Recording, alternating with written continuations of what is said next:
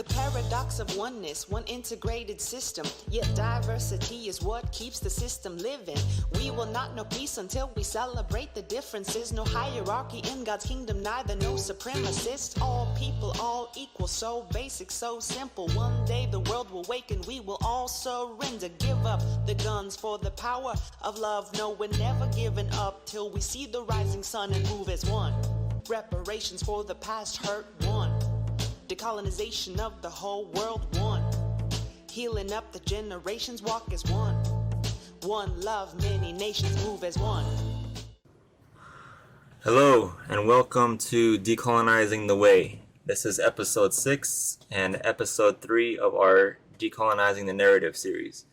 And today I have Miss Sarah Quint joining us from Monroe, Michigan. She's going to share her story and her experience. So we're going to be talking about place-based faith, and I'll just let Sarah kind of give her introduction. Hi, thank you for all of those tuning in and listening. And Nick, thank you for having me on your podcast. I'm excited for this conversation, but before we get started and too far into it, let me introduce myself and all of those who made me and brought me here, the place and the people who make me who I am, which is a lot, but I'll try to be brief. If you don't mind, I'd love to introduce myself in my traditional language. I am a Mattaponi woman from the east coast of what is now Virginia. We call it Senecomica. And so I'm from the Mattaponi tribe. That's where my nationality is right now, but I have cultural ties and links to family and lots of the sister tribes in Virginia, specifically on the east coast of Virginia. So, Wingana Koa, Neteri Wentz, Sarah Quint, Nek Donna Costello, Nahom Jean Costello, Naksom Otho Costello, Naksom Mamane Towi, Powatan Wahon Senaka, Renabewak Maraponi, Anir Nenawa, Senecomica, Anir Nenawa. It's important that I share that in my language, even if it's broken, even if it's not all pronounced the right way, because our language is technically classified as extinct. And so we have just enough of our word lists and things for the introduction. So I love to say it. I hope the ancestors are proud and my people listening are proud.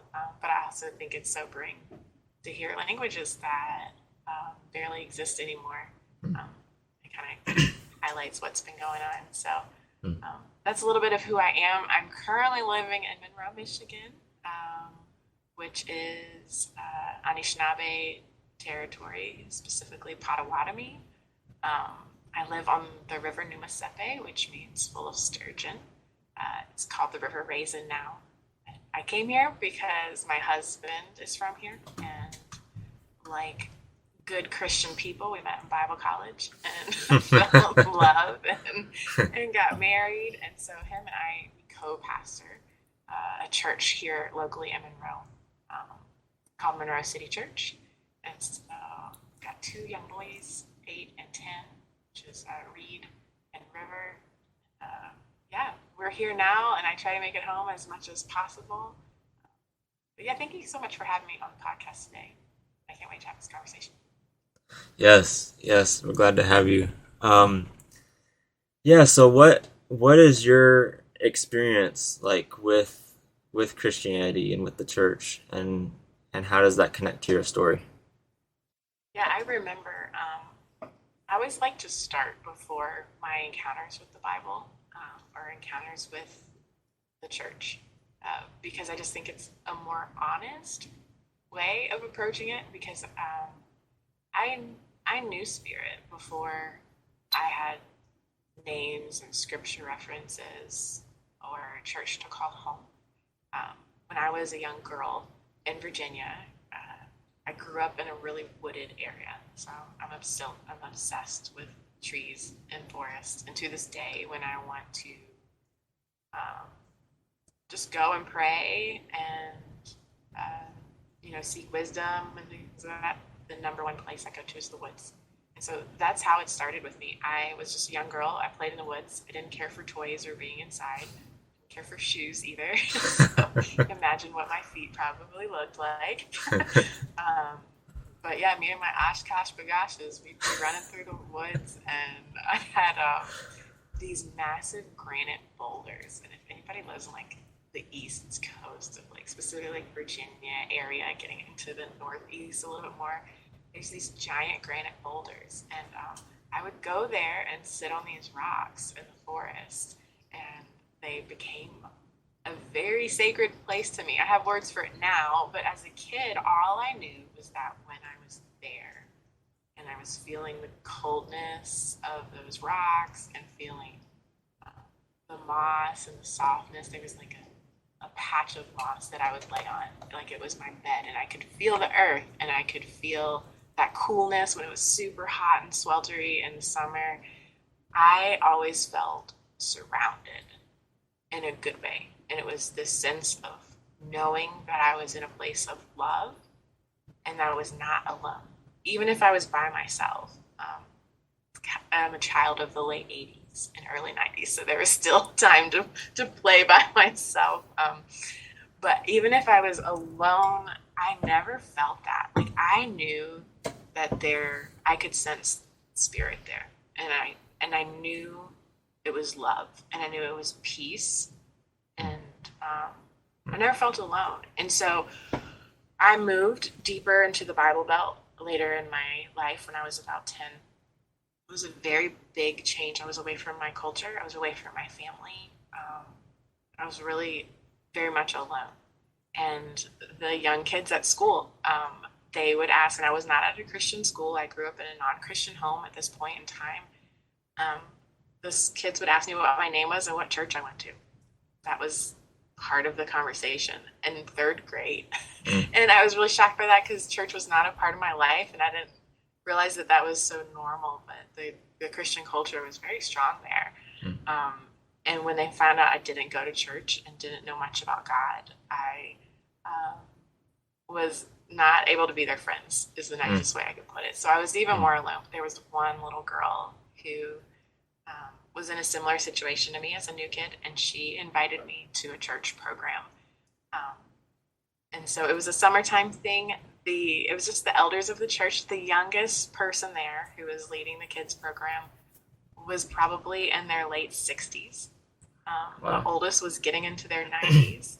And so it's just a bunch of these senior saints, these elders who were I just remember them being very gentle and kind towards us. And I really appreciate that because not everybody's introduction to the faith is like that.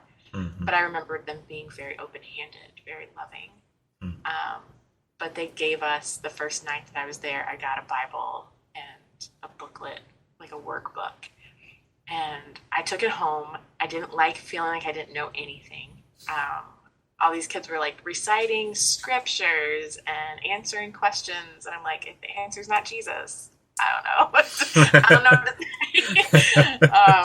to say. So I went home in my room and I just sat down on the floor and I opened up the Bible to the stories of Jesus. And I just started reading. And I will say this, like, most Indigenous people have no problem with Jesus. Because when we read those stories, we can see our own teachings and a lot of ourself in it. And we can see it as truth. And there's a lot of wisdom and love there. And that's what I encountered. I saw these stories, read this narrative, and I felt that same thick, heavy presence of love and spirit in my bedroom that I had felt in the woods as a young girl. And so it was very familiar to me, and I knew it as the same. And so this encounter with Jesus, which now had a name of Jesus, was just pointing back referentially to an encounter I'd already had. And so to me, it was like the woods or the Bible were both pointing to a very real reality that existed around us, and a very real truth. And so I'm thankful for that, that my introduction to the Bible at that point was good. I don't recommend that's how everybody start their faith, because the Bible is thick. It's full of lots of deep wisdom. It comes from a place and a culture that is not of our own.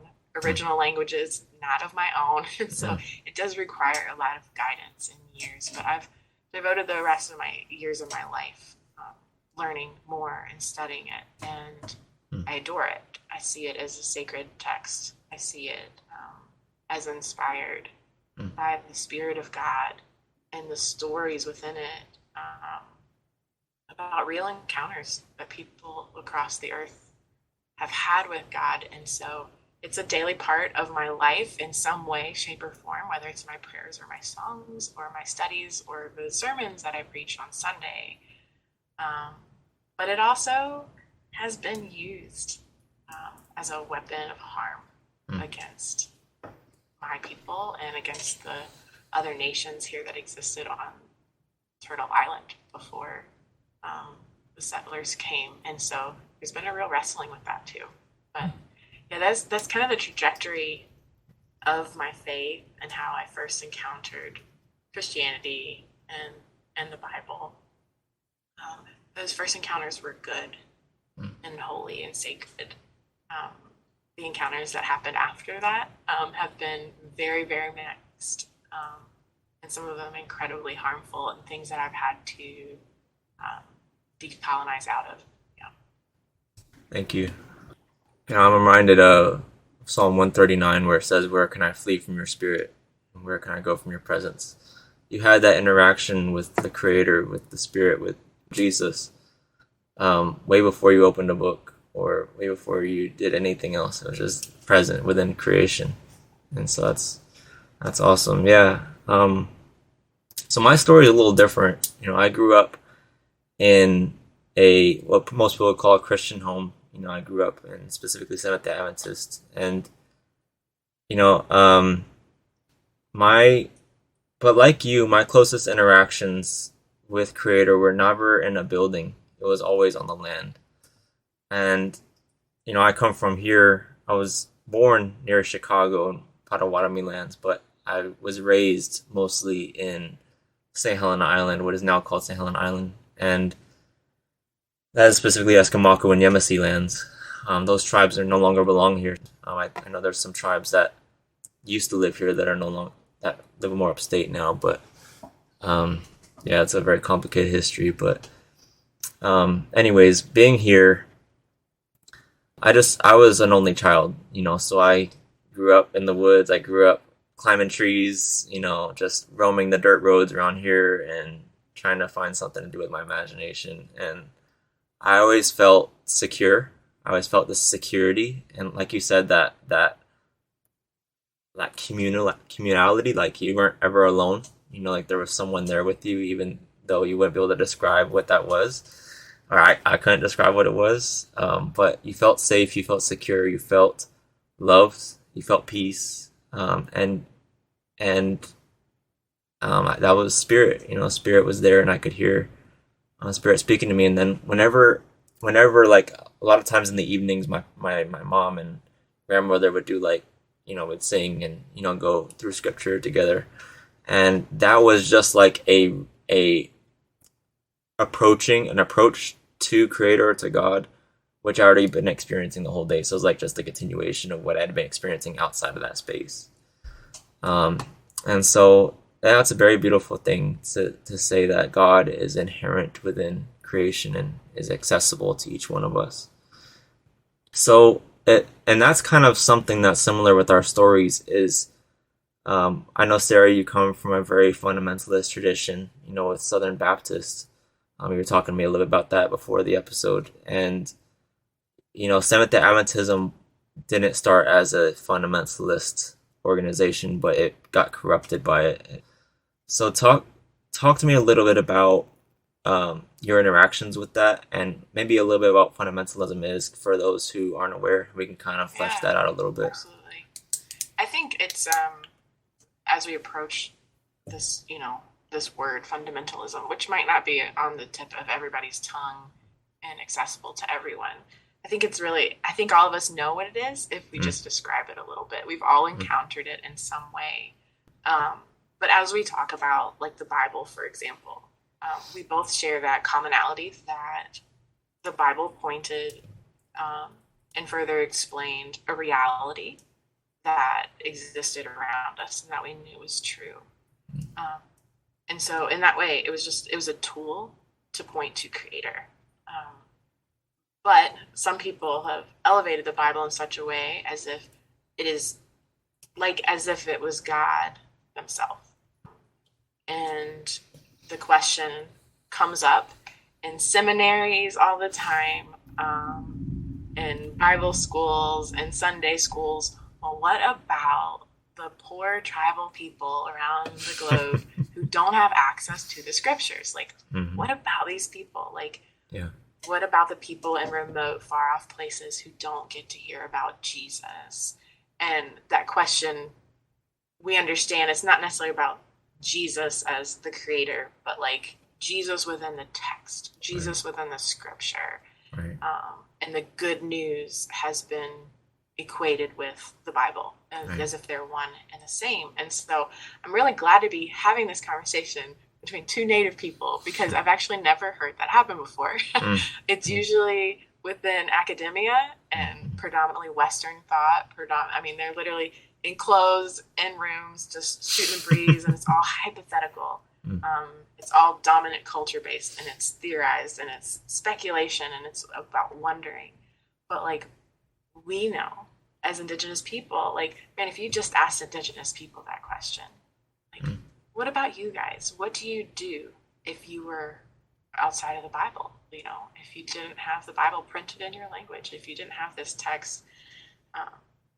And so I think it's really cool that we're having this conversation. But fundamentalism is something very much grounded in Western thought. It fits very much in dualism, as if there's good and there's bad, there's right, there's wrong. The flesh and this earth are tainted and evil, but it's the spirit that is good. And so it leaves us very heady. It's about like right beliefs, right thinking, right doctrine, making sure that your faith is pure, and that's what makes you good, often separated from actual lived behavior and experiences. And so this fundamentalist movement that basically says, this is the core of our beliefs. This is the foundation of our faith. This is correct doctrine, and anything else outside of it will be shunned, will be seen as evil or just off center from pure doctrine. This type of belief, where it was like very rigid, started. I mean, we see evidence of it at the founding of the nation of America. We see evidence of that.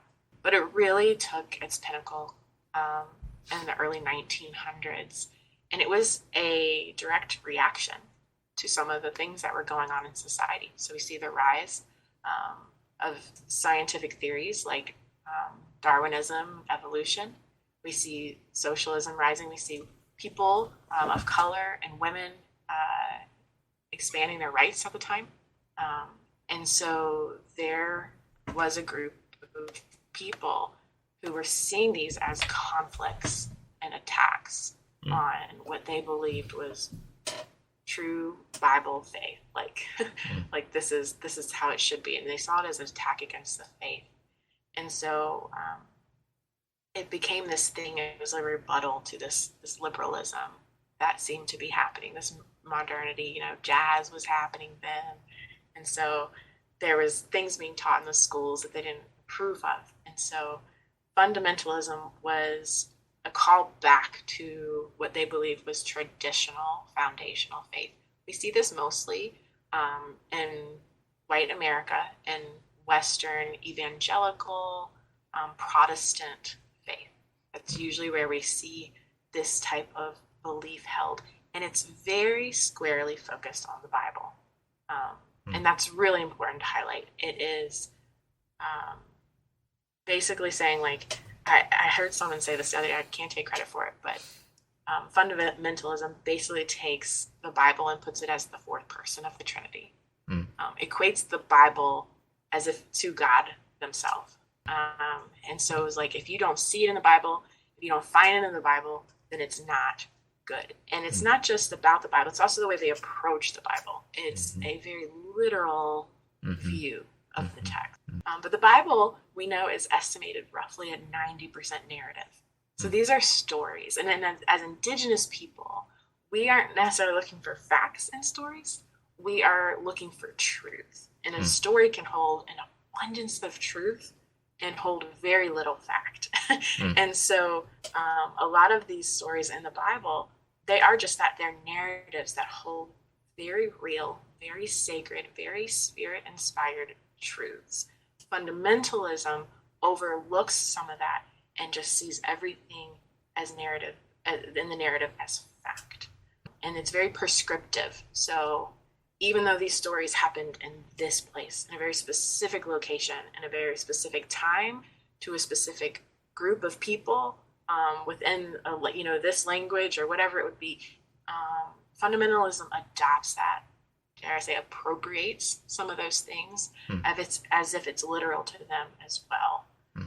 And so that's kind of the understanding. Did you want to add to any of that? Like what your thought is around fundamentalism? Yeah, so I think how that, like you were talking about literalism a little bit, that connects a lot with the English language, because the English language takes on, because all of our translations in the West are English predominantly. And so the English language, if you hold to that literalist mindset of this exact English word being the word that God chose, you almost have a sacralizing of English language.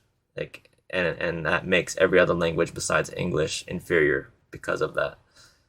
And like you said, it to be reminded that it is a ancient text to a ancient people, the Hebrews in the Old Testament, and then the continuation of them in the New, which is more relatively recent, but it's still over 2,000 years ago.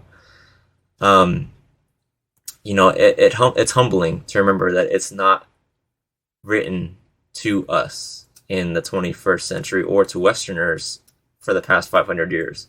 Like, it's not in that space. It's speaking to a different people group in a different time, a different place. And it has wisdom for all people in all times and places. But that doesn't mean everything is meant to be taken literally in all times and places. And so I think that's, and I think, like you said, we've all experienced that to some degree or another in different manifestations. But it all kind of comes down to that premise of fundamentalism and that corruption. So. Yeah. And to speak to that, like the fact that we've all experienced that in some way, I mean, the impacts of this are farther reaching than I think most of us know. And so I think it's cool that we're bringing that up in this conversation. And people might be like, okay, what are we talking, place, space, faith, why are we talking about fundamentalism? Promise we're going to get there. Yeah. But it is important because although we might not know that term, we might not know that word, fundamentalism has kept us, and many of us, from having a place-based, contextual faith. And it definitely leads Indigenous people around the globe specifically in a lurch, because if you are without the Bible and fundamentalist thought, then you are without God. And so there's this wrestling that we have to have. And the reach of fundamentalism really grew in the early 1900s. There's this man named Lyman Stewart, and he was not a Bible scholar. He wasn't a priest or a pastor. He wasn't a theologian. He was actually a businessman. And not to be too on the nose, but he was actually the owner of the largest oil company in the U.S. at the time, living in California. And he was seeing this rise in modernity and didn't like where it was going and wanted to pull back the reins. And so he used his economic resources to create something that actually has affected all of us, whether we realize it or not. He brought together this group of people that he thought was really broad in the faith. So these would be pastors, missionaries, um, different scientists who were, had faith in Jesus, from different countries, different perspectives. I thought, man, if we could collectively get these people together and write essays about what makes us Christian, what do we believe, what are the foundational beliefs we have about God, about the Bible, about practices. If we could just all get this down, the nuts and the bolts of what he believed was true Christianity, we could spread this message and share this, so we can kind of push against the tides of what he saw was a threat that was coming. And so that's exactly what he does. This businessman and his brother, anonymously at the time, fund 90 different essays that will be called The Fundamentals, a testament on the foundations of the Christian faith. And these essays were produced between 1910 and 1915. So people are writing these foundational truths of what they believe is true Christianity, right doctrine. And these essays are being sent by free. They're distributed for free. They have been written, printed, mailed, and they're free of charge because of this oil company and the money that has come from it. And they're being sent to Sunday school teachers. They're being sent to mostly English-speaking Protestant believers. They're being sent to universities. They're being sent to the Bible colleges. They're being sent to pastors. Anybody who wants this is receiving this. And it is no small thing. It ends up being over 30 million volumes of these essays are distributed during this time. 30 million. People are waiting for this subscription to come in, the next essays. And it is crafting the sermons for the week. It is crafting Bible college. It's actually forming schools that maybe some of us have even gotten our degrees from in a reaction to this. And so one of the things that's important, though, to really ask is, who are the ones determining what is correct faith? Who are the ones that are determining how we should approach the Bible and how we should hold it? And Lyman Stewart really believed that he was being very liberal and diverse in his approach by getting all of these different authors to come. But when we really look at who wrote these essays, we start to see some commonalities. First of all, every single author was white. Every single author was from a Western context. They were American or they were European. And so when we hear that as Indigenous people, we're like, oh, that's the source of colonization. That's where we see how the Bible has been used, and Christian faith specifically has been used as a reason to destroy and colonize the world. They were all men, except for one. I found one example of a woman.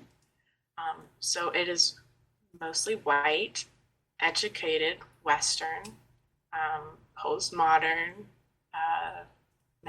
white men who are determining these things. So that's important to highlight. But it was this idea that we have to interpret the Bible at face value, believing that its truths within it are just self-evident, and the biblical stories are taken literally.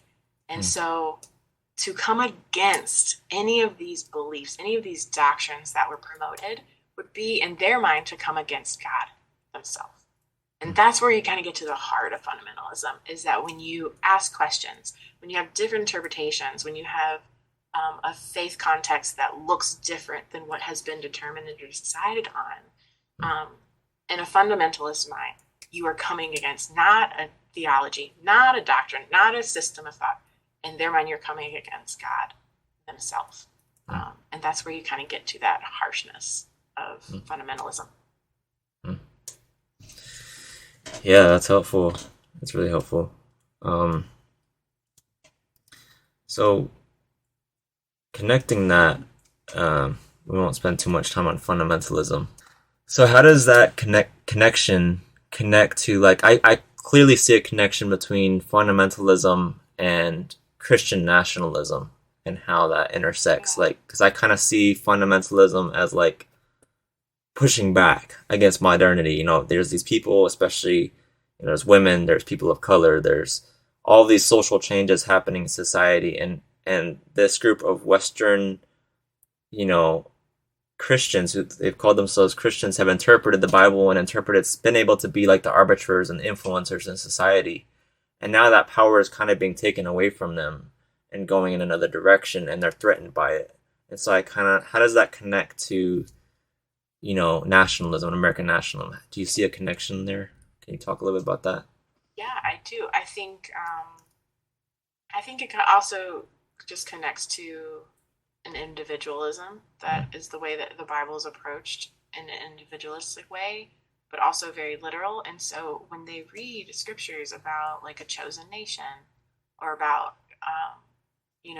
God making a covenant with a group of people and giving them a place and a land, that is going to be approached very literally. And it's this idea of us too.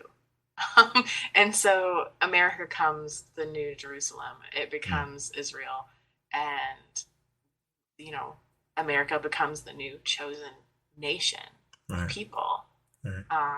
And this idea that we are the mediators between God and the rest of the world. And so it's also our job to share and spread this form of good news, whether it's good news to others or not, Right. however it is received. But it's like, it is our job and our responsibility as the pinnacle to be able to spread this across the globe. And it desperately hurts Indigenous people.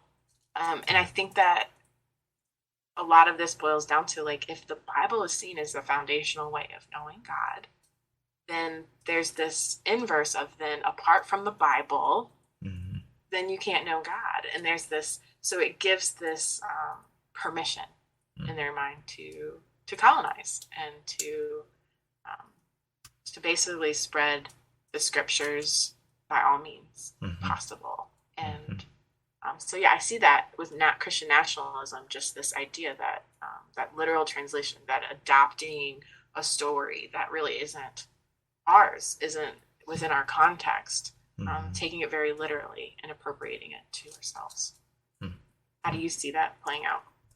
Yeah, I see it playing out that way, and that's irregardless of the fact that they have no direct instruction from God to actually have a land covenant with the United States or with the settlers or whatever. That was given to an ancient people in a different time.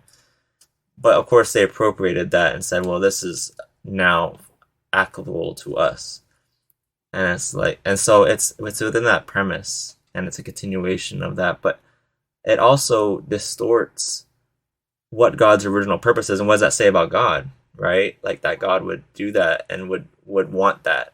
And so I think it connects to that, and I think it connects to the idea of, like you were talking a little bit about evangelism, sharing the good news. The good news becomes good news as we define it, instead of good news actually being good for people, and because that's what supposedly good news is supposed to be. It's supposed to be good news for everybody, not just how you interpret it as like sharing a doctrine or sharing a teaching, but it's supposed to actually change people's lives, of course. Right. And so I think that's a good segue as we continue this conversation into talking about those narratives a little more, into talking about how God works with people outside the narrative. Absolutely. Yeah. The honest truth is, as we approach these scriptures, these stories are coming from a totally different time and place and culture. And the words that we have in front of us are printed and translated from a language that is not our own. And all of this being said requires interpretation along the way. The problem is when only a few select people are doing the interpretation and making these conclusions as the sole and singular understanding of what is truth. And that's what we see at the core of fundamentalism. The honest truth, though, is that even for native speakers from within the original cultures and time and place, the scriptures were rich. They are dense. They're full of wisdom that must be mulled over and searched out collectively together as they orally share these stories and traditions, and they discuss them and what their meanings are. They're understood as meditative literature. And that shouldn't scare us, even for those of us outside of those original contexts. These scriptures may not have been written to us and about our specific stories, but there is still wisdom in there for us. And those complexities in this meditative literature are actually an invitation that we can come and seek out the deeper truths of what we call the great mystery. And knowing that even at the end of the day, when all is said and done and we really think we got our ducks in a row, that's still going to be the great mystery. And there's going to be things we just don't understand. And that's the beauty of it. So I take a lot of hope in the fact that First Nations people in North America and tribal people all around the globe are actually in a really unique position to be able to approach these scriptures, because we come from traditions of oral storytelling. We can understand the truth and the sacredness that we find in our stories, and we think more in a collective mindset. And there's so many other reasons that our interpretive understanding is important to this conversation. There is a way to approach the scriptures respectfully and with honor.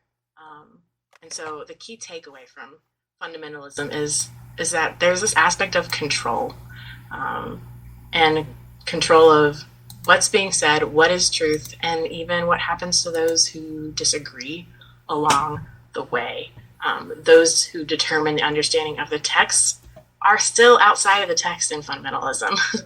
I think you had said that before to me, like the irony of it all is that some of these that were determining what the understanding was are they themselves outside of the text, and sometimes that's what we lose sight of. So I think now is a good transition point to kind of transition into talking about Abraham, Melchizedek, Hagar, and some of these people who were outside. They were before the written text was formulated, and they are examples of faith and of trusting Creator. And so I think maybe we could delve a little bit into their stories and kind of share examples of a place-based faith from their experiences. Yeah, it's important that we don't have to go far outside of the Bible itself to find people who came to know God and have faith before the Bible, which is really helpful that we're on this side of history, that we can look back and see that and what that would mean for Indigenous people around the globe and for ourselves here today, and for those who the Bible has only been used as harmful, and it's very triggering, and it is in a way that they have come to know God. Is there another way outside the text? And somebody I really wanted to highlight today was Abraham. And just briefly, who is Abraham? We know Abraham as a really key figure in the Old Testament. We know his stories, though, because they had been passed down. His experiences with God and his place have been passed down orally and then eventually written down, and that's why we have them today. But before the law was given, for any 10 commandments, before any biblical text, there was no King James Version sitting on his coffee table. There were no Bible schools. There was this man, Abraham. And he becomes known for his incredible faith. And it's a faith that we are supposed to liken our own after. It's an example for us. So this is a man. He's from Ur in Mesopotamia. But he migrates away from his homeland, away from his people and his place. And he goes to a new place. And he encounters Creator there. And Creator does a pretty big thing in his life. He makes a promise with him, a covenant, like an agreement, an understanding that even though he was an old man and his wife Sarah was beyond the years of bearing children, that a great nation would actually come from him, that he would be the father of many nations. And not only that, one of the key parts of this is that all the nations would be blessed through this line, through his descendants. And there's some really beautiful language that talks about how his descendants will outnumber the sand on the seashores and the stars that we see in the sky world. That he would just be a father of many nations. And all three world religions actually revere him as a key figure of faith.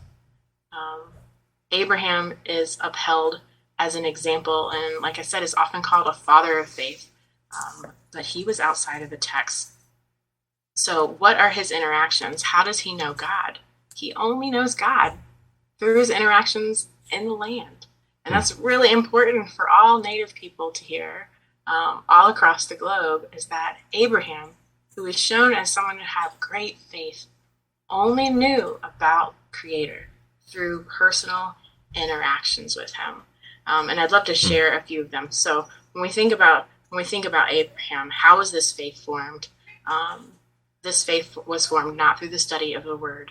It just didn't exist yet. But he knew God in place. And one of the stories that I want to share, there's so many of them if you really see over his life. And I also want to point out that he's not an example to follow tit for tat, like you would say. Jesus was the only perfect example of what it looks like to be human, to walk on the good road, and to do that perfectly.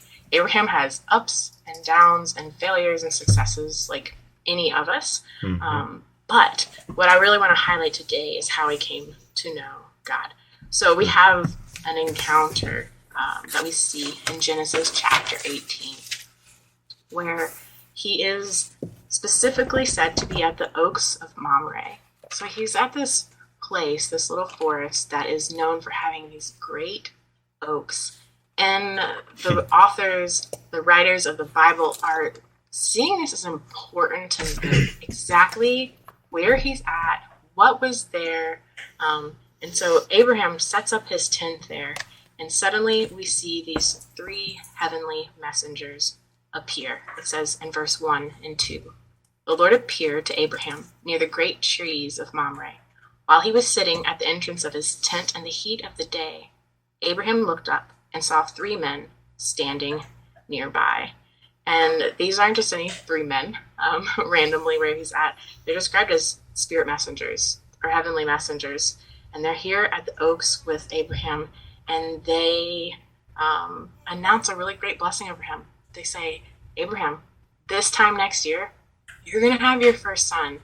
And this was no small feat. Like, him and his wife were way past this age. This is a miracle. And Abraham invites them in as a good host would, and serves them and honors them. And this place becomes marked. That actual place, not just the words that were said, not just the beliefs that came out of it, but the physical place becomes marked as sacred and as holy and a site to be returned to for generations to come. And still to this day, these oaks of Mamre remain a sacred site for the Jewish people. So that's just one encounter of Moses encountering a real God in a real place. There's more, but we'll go from that to just the very peak. So Abraham does indeed, if you don't know the story, he does have a child. This promised child, all his descendants would come from. And all of a sudden he feels like his faith is being tested. And it was common around the cultures that he was surrounded by at that time to sacrifice children. That was common in other areas, so it wouldn't have been totally out of left field. But Abraham was tested to see if this promised child that you were given, will you give it back to God? And so he agrees in faith, not because he's a terrible parent, actually because his faith is so strong in God and he knows Creator so well that he believes that God is good and will resurrect his son. So if indeed he requires this sacrifice, then he is also good enough to bring him back from the dead. And that can only come from a place of knowing and intimacy and experience. And so he does that. He just takes his son, whose name is Isaac, and they go up a mountain, and it's Mount Moriah. And Isaac's carrying the wood. This is a specific wood. They know exactly which wood to pick because they live there. It's of this place. They know it's going to burn well, right? And so they take this wood. They know it's going to be good for an altar. It'll be acceptable as a sacrifice. They carry it up this very specific mountain. And as the sacrifice is about to take place, thank goodness, the Lord doesn't actually require that. He doesn't want this sacrifice. Instead, he wants mercy. And so Abraham spares his son, and in that place there's a ram found in a thicket. So there's this bush, and that bush is important too to this story. The bush was there, the ram was there, the wood was there, everything was there in this specific place. And God provided an alternative. And Abraham didn't have to sacrifice his promised son. And it says in verse 14 of chapter 22 in Genesis, it says, so Abraham called that place, the Lord will provide. And to this day, on the mountain of the Lord, it will be provided, is what is said. So people still say this phrase. They still have this mountain. They still know this place. That place was named by an encounter with God. And that's so important because it shaped not only just the landscape, but the naming of these things. So this mountain comes with a name now that shows that God is near and will provide. Yeah, that's so powerful. Yeah, Abraham is said to be, like in Hebrews, to be like an example of what it means to trust. And I'm specifically remember that passage, I believe it's in Genesis, where it says Abraham believed or trusted Yahweh, trusted the Creator, and it was recognized unto him as rightness. And so just that simple trust in like a child in their mother or their father is a really powerful thing. They're not the only. Abraham is not the only example, though. Yes. Of people. Yes. Abraham is a good example of someone who is outside the text, but he still becomes this kind of chosen family that the Bible, the rest of the Bible, is pretty much written about. I mean, most of the Old Testament and the stories that come from it are going to expand out of this key figure, this key character. So very much still within like the culture, though, and the quote unquote chosen family to be a blessing to these nations. So I think it's important too to highlight some people who are even further outside of that. Yeah. So one person I'm reminded of is Melchizedek. And Melchizedek is from this city called Shalem, or Salem in English. And, you know, this is coming from Genesis 14, the narrative. And this is Abraham is just coming from this battle, you know, with all these different ruler kings around the area. And he has to rescue his nephew Lot, because Lot has basically got himself into trouble. Him and a bunch of his warriors come and rescue Lot. And after his return from defeating those rulers, those ruler chieftains from around him, King of Sodom goes out to meet him, and this guy comes around, and we're told his name is Melchizedek, and he's called the King of Shalem, and he brings out bread and wine. And it's said that he was the priest of the God Most High. And he blesses Abraham, saying, "Blessed be Abraham by the Almighty One, maker of the heavens and of the earth. And blessed be the Almighty One who handed your enemies over to you." And Abraham, it is said, gave him a tenth of everything. So this is mind-blowing. And a lot of people have like commented on this and taken all kinds of like different twists and turns on who this person could be.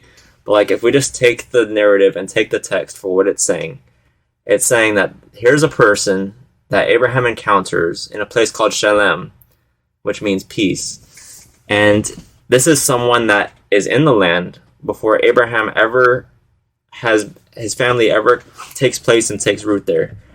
And this person is said to be a worshiper and a follower of the Creator. And is actually a priest, someone who mediates between the Creator and humans and the rest of creation, and someone who reciprocates that back to the Creator on behalf of creation. And he blesses Abraham, right? And Abraham gives him a tenth of everything. And then it's just mind-blowing. And this is not a descendant of Abraham. And it's the narrative makes no provision it's not uncomfortable with this with this dilemma that a lot of Westerners would have trouble with. It's like, no, like God is working everywhere. God is pervasive. His spirit is everywhere and is working with whoever he will. I'm reminded of Acts where it says, in every nation he has those who revere and respect him, and he is not far from any one of us, And so it's this concept of closeness that God is pursuing each and every single person, and each of us are on our own journeys and how that is revealed to us. But it's just amazing to see that within the narrative itself, and very early on in the narrative. It's not even later on. It's like right in the beginning. So that's really powerful. And then, I'm thinking of another text that I had down, Hebrews 7, and it actually says specifically, it goes into detail about how this same Melchizedek, people usually hold Abraham to a very high ideal, right? But this non-Hebrew, this non-Israelite, it says of him in Hebrews 7 that Melchizedek, even though he was not descended from Levi, took a tenth from Abraham. And he also blessed Abraham, the man who received God's promises. And it is beyond all dispute that the one who blesses has a higher authority or higher status than the one who receives the blessing. And it's like, this is like mind blown, right? It's like, this is the one who continues the story on. Here is this person who is a non-Israelite who has already had an encounter with God in this particular place, and his people have had an encounter with God in that particular place. And he is actually, it's almost like the story is insinuating that without Melchizedek, Abraham cannot, God's purposes cannot go forward in the future without this person blessing him and communicating God's favor to him. And it's like, man, it's powerful. So yeah, and then you can talk a little bit about Hagar, and then we can kind of flesh that narrative out a little bit about Hagar. I love that you're talking about just the key. He was a key figure, and none of this was going to work without him. It just reminds me of the circle. I mean, we all are important in the circle, and we all bring our understanding of Creator, and it's important. Someone also outside of the text, also, outside of Abraham's culture, and Abraham's biological family, was Hagar, who is an Egyptian slave, and is enslaved by Abraham's wife, Sarah. And Hagar is not actually her name. It's not a name at all. It's a Hebrew word that just means immigrant or foreigner. So the text and, those people, that place, they didn't even give her that dignity of saying her real name, which was undoubtedly Egyptian. Maybe it was hard to say. Maybe it was dismissed as, not as good as, as Hebrew or whatever. But for whatever reason, we don't even give this woman's name. And she's dishonored, and she's taken out of her homeland, taken away from her language, her people, her place, her identity is even harmed. Like, she doesn't even get a name. And Sarah, in her impatience, and she has quite a few moments of just not trusting the Lord to do what he said he was going to do, which was to provide her children.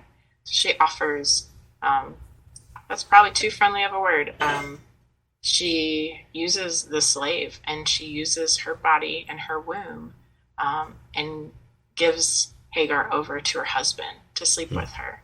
And she does indeed get pregnant with a child. And it causes all sorts of problems, as you could only imagine that it would, especially when the child that was promised, Isaac, eventually does show up. And now there's this conundrum, and Hagar and her son Ishmael continue just to be kind of like scorned and not appreciated, and becomes a problem in Sarah's eyes. And so she and her son get left in the wilderness to die. So here's this foreign woman in a foreign land with no freedoms, and she thinks she's coming to a culmination moment where life is over. And twice in this story, we are given insight to see that even in the most desperate places, in the middle of the wilderness with no food or no water, and she thinks life is over, we see that God cares about her and shows up in a big way and saves her and saves her son. And Hagar, this Egyptian woman, gets to be the first person in the Bible to name God. She calls him El Roy, because he's the God who sees me. That's what that means. You see me. You're the God who sees me.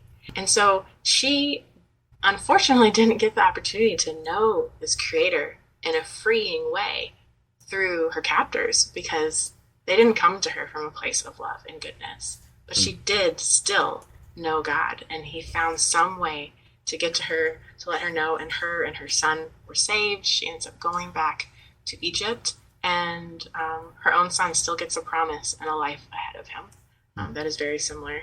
So there's just a couple of people that are outside of the text that are really important to the text to show that a place-based faith is very possible, and not just possible, it's an example for us all. Yeah, thank you for adding that. And when you've brought up about Hagar and her having that title of immigrant, that's what it meaning in Hebrew, it jump-started my mind to hyperlinking, as our minds do, to all of these other texts where it says, do not oppress the immigrant, and it's like, don't do what Abraham did. Like, that was Abraham. Like, the text has no problem saying, don't do what Abraham did in its own way, and do this instead. Don't oppress. And it probably uses the same word, maybe a derivative of that original term, Hagar, to say, don't oppress them. Yeah. Don't oppress these people. Yeah. Yeah, and I think that's key to point out, like, once again, like, Abraham didn't always do the right thing. Sure. His faith is an example because of his continued devotion to God when he would fail and would get back up and start again. Right. And even going as far as to potentially sacrifice his son, just showing that there was nothing that he wouldn't do for God. But I'll end with this one, and it's just kind of the mic drop. I mean, when the world was perfect and everything was as it should be, there's no death or disease or sin or sickness. There was two figures, Adam and Eve, that we see in the biblical narrative. And they walked with God in the cool of the day. And they had no law. They had no text. And this is held up as the exemplary story of how everything should be when it's in harmony. And it's God and the first humans within a garden. And they know the goodness of God because of the provisions all around. And they get to co-create and name and do all this stuff. And it's a sacred place where the spirit is connected to place. That's our Edens. And so my question to you is, what, as Indigenous people, and if we want to contextualize it, what are our sacred places? Where do we have our altars? Where do we have these places that we know of, this history of encounters with the Spirit? Where are our Edens, where we walked with the Spirit of God in our places? And I think those stories are really valuable and important. Yeah. So being part of a Cheyenne warrior society, and back in Oklahoma, and the Cheyenne people, I'm always reminded of the story of Bear Butte, in Cheyenne language, Noah was, which means the hill where the people are taught. And it is said there that Mahia, the creator, brought motzi of sweet medicine, and he gave him these sacred items, and he gave them to him. The spirits were there, and gave them. It was a covenant between the people and the creator, the mountain, and he gave them laws. Do not murder. That was the main one. Do not murder. Do not hurt each other. Treat each other good. Basically, pivot the watts. Be good to each other. And there was other laws and the societies and different things were given to him to do that. And so, like you said, it was this particular place, and Cheyennes still hold that place very sacred because of that encounter with spirit there. And so that's one thing. That's one instance I can attest to and be reminded of. Another one, on my dad's side, I come from the Maya people, and they have many sacred sites down south, and they have many places where spirit has interacted with them there. But that part of my family I'm not too connected to, so I can't really speak to that too much. I'm still learning. But maybe you could share a little bit about your Mattapanai traditions and how they've connected with particular places and spots and land. Yeah, that's beautiful. I had never heard that story. That's really cool. I'd like to say that place, our country, is kind of where the bomb went off.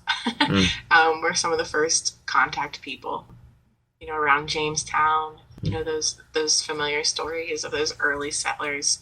So we've had a really, really long, extended history of colonization and assimilation.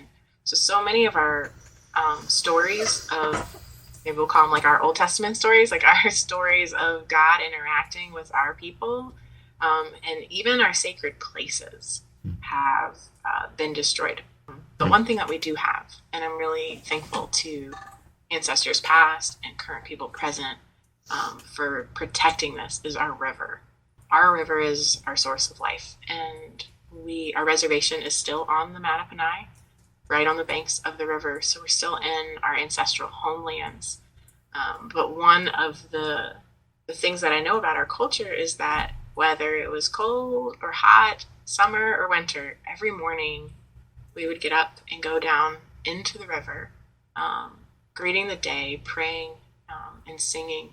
And it was a point of ceremony. It was a point of feeling the collective, like being grateful for the river that's going to keep us alive today and all that's inside of it, that's going to sustain us. It's greeting the sun. We're on the eastern coast, so we're greeting the sun, greeting the new day, and we're praying. And that river has been our everything, our source of everything. And in that way, it's a sacred gift from the Creator that shows Creator's abundance and generosity and persistence to bring life to people. And so every time I go there, when I visit, I always go down to the river, and I always say my prayers, and I can feel the weight of the sacredness of that place, that knowing that I'm one part of a whole system of people who have encountered God in that place. So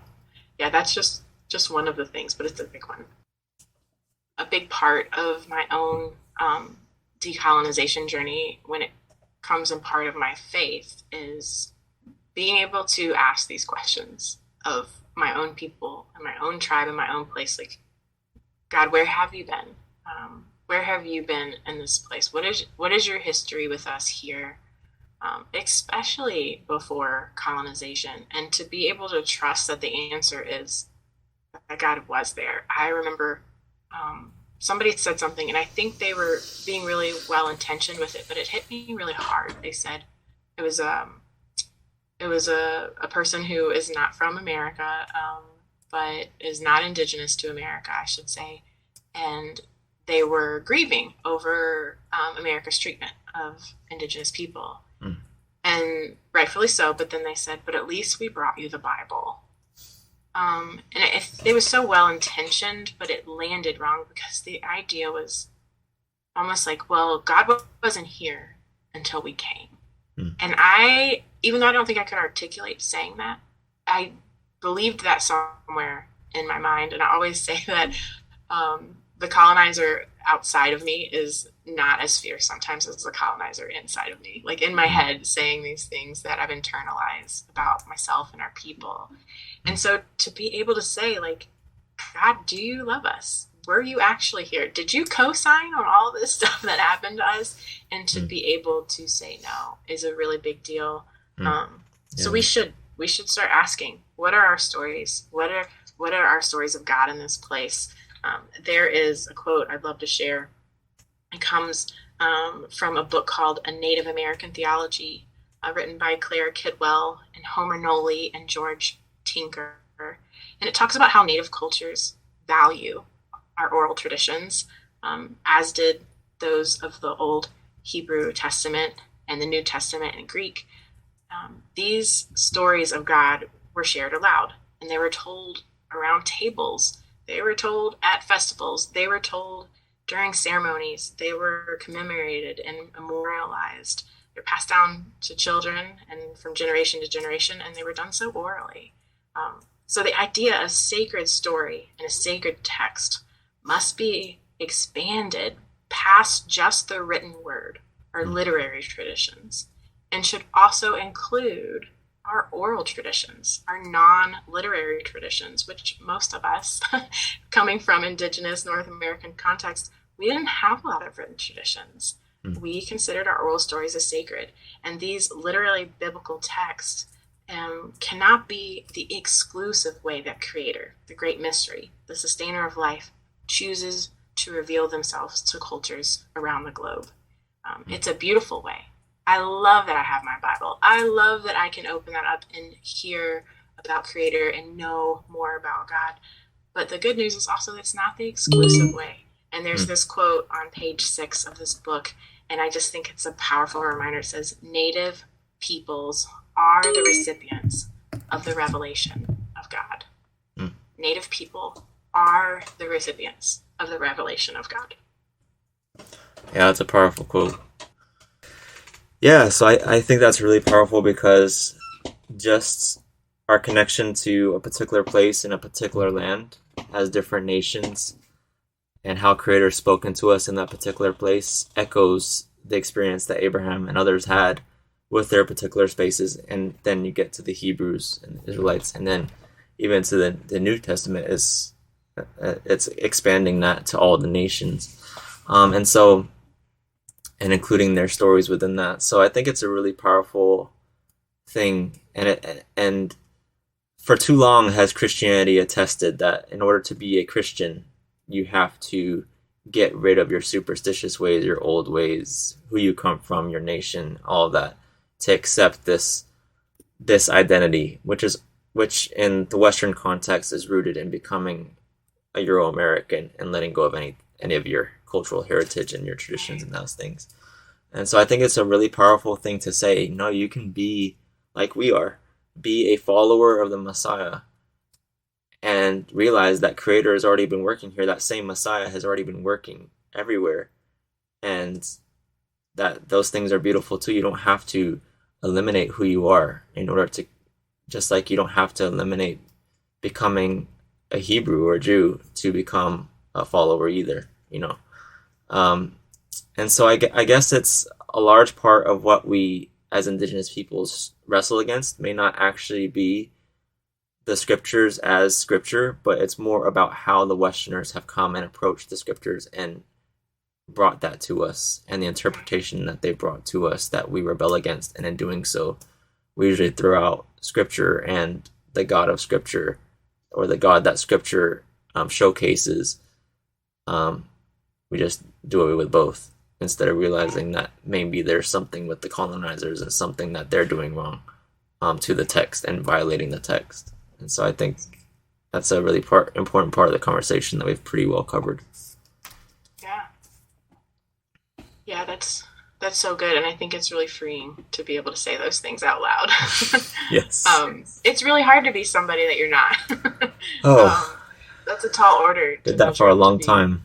Yeah. And I think that's what a faith that is based outside of place will lead you to, is like this theoretical, hypothetical, even because it's out of context, often appropriated system of beliefs.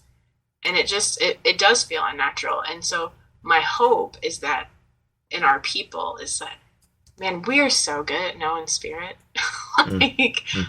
We see spirit everywhere. It's a part of our ceremonies, but it's a part of our day in, day out. There's no dualism.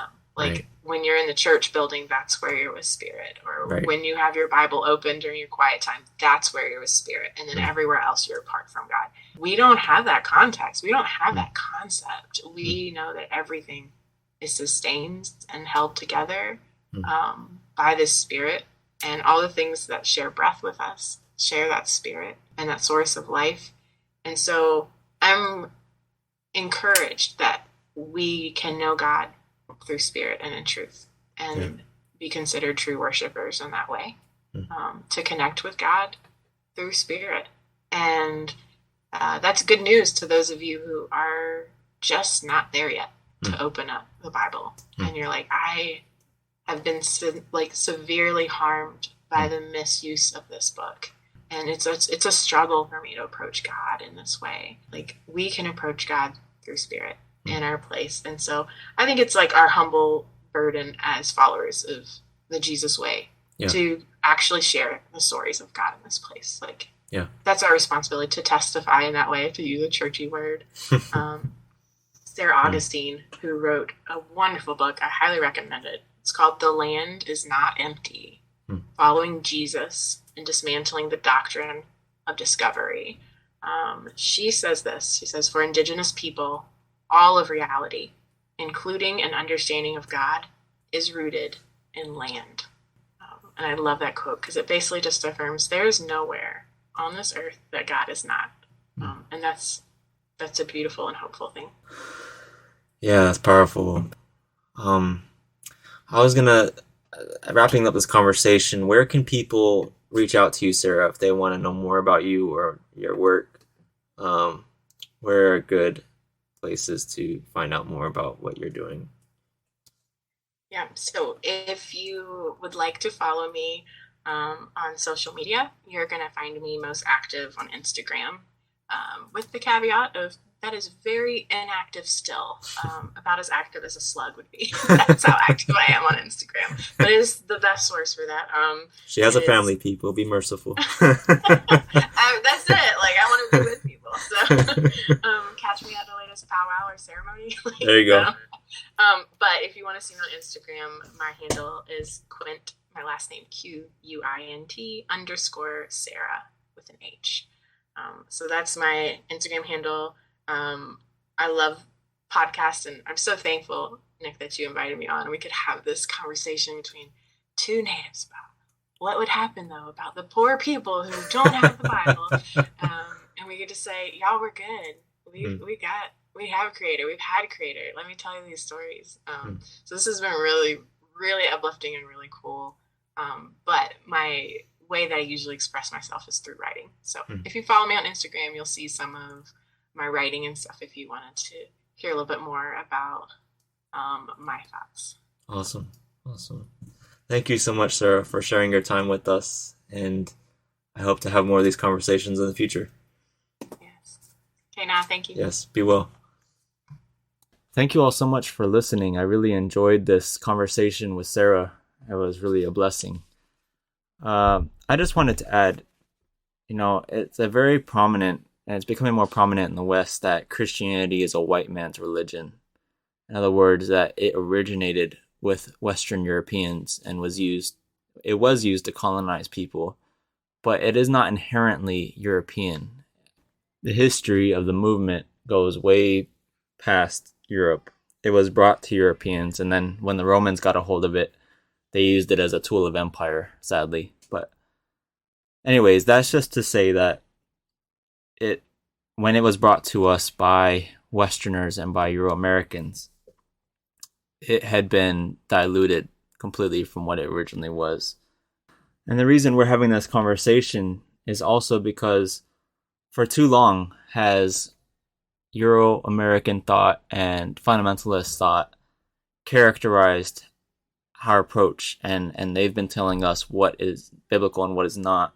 And it's time for us to tell ourselves and our own stories and be our own voices in our communities instead of someone from the outside trying to tell us what is and what is not acceptable from an outside culture. And really, everyone, including Euro-Americans, must wrestle with things that are or are not compatible with the goodness of the Creator as manifested in a human being. However, this applies to Western culture especially, because Western culture is oftentimes equated as being God's culture or like God's supreme way. And that is utterly false. No culture is above another. No people group is above another. And there's actually beautiful things that Westerners and Euro-Americans could learn from Indigenous peoples if they only open their eyes and their hearts. And that's part of why this podcast is here too, to expose people who otherwise may not be exposed to these things, so that they can have their minds and hearts opened and their worldview and their vision expanded, besides just the blinders that they're oftentimes given by society. And so just wanted to add that. I hope that was a blessing, and whoever who needed to hear it. I look forward to our next podcast episode. We're going to be either going into another episode, continuing the narrative, or we're just going to be talking about another topic. I will reveal that to you all very soon. You can find us on YouTube. You can find us on Podbean, Apple, Google Podcast. Those are the main podcasting sites we have it on right now that may expand in the future. We also have a Facebook page you can find us at if you want to follow the latest updates, as well as an Instagram page that I'm still working on getting off the ground. But yeah, stay tuned, and we look forward to seeing you next time. Blessings.